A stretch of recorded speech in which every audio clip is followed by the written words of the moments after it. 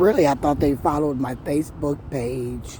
They seen how I said almost everybody was EBD, but they used the old DSM from 1900, where under Keith and Kim Ellison, a deal was made through Michael Davis and John Tunheim, where a Cosa Nova Act, where you couldn't go against your government. You could never complain about what your state government did, people like Tim Walz. So when it came to legalizing, I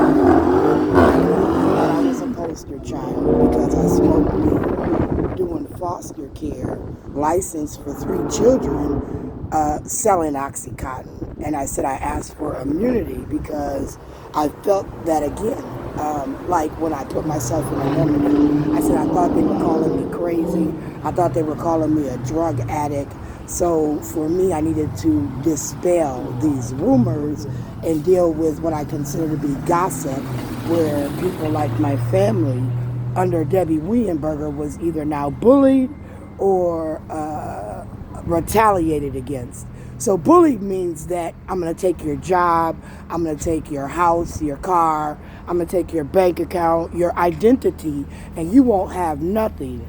And if you don't do what I said, then things are going to go bad. So I felt like that was a bully, where they were now giving me a dog bully to reference that. And then I had to think about, what the game was. It was always about votes. Every 2 to 4 years, my name for what my reparations, compensation, lawsuits brought, and they didn't want to give me my money. So since they didn't want to give me my money under each political party, which is a Republican, you got to look. You got to think. So for the Republican Party, under certain bodies of politics, where people like Tim Pawlenty, where people like Jesse Ventura was around and in office where these deals was being made, where I'm complaining. I'm filing these Office of Civil Rights lawsuits, and they're deciding them behind closed doors. And they're saying they're paying, but they're really not. And then they're entering into a voluntary agreement to not discriminate against me again, but yet they kept doing it over and over. And every time they did it, I filed another complaint.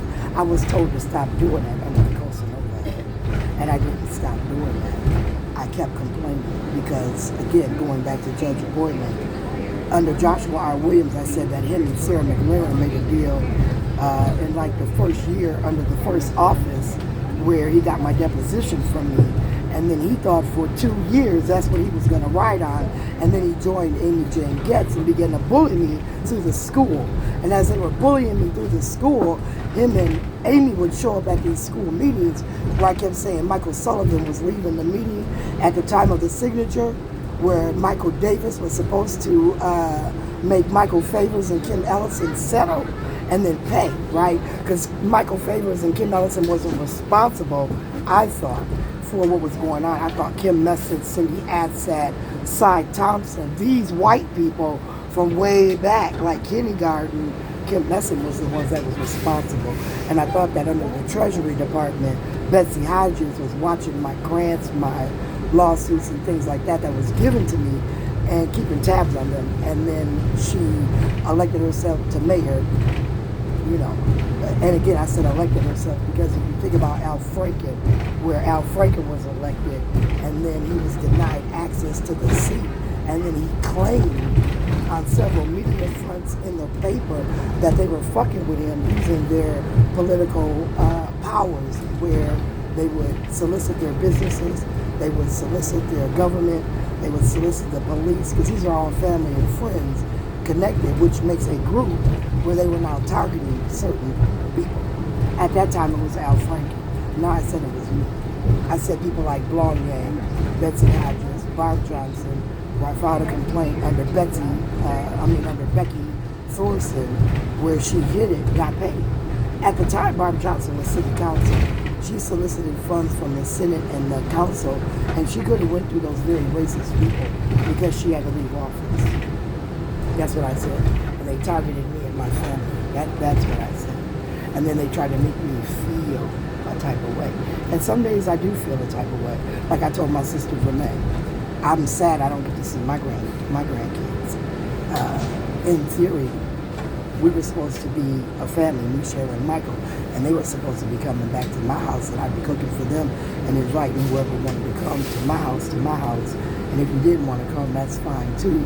If you wanted to create one big gathering, shout me out, we could talk about it, but nobody ever wanted to do that either. I wanted to take a tax class once. I wanted to open up a giant orphanage once. For in my mind, I had me as a foster parent, my aunt Leola as a foster parent. Between the two of us, we could have rented a building and did foster parenting out of the building where we hired people to do the cooking, solicit the services and things around us, but nobody wanted to do that with me either.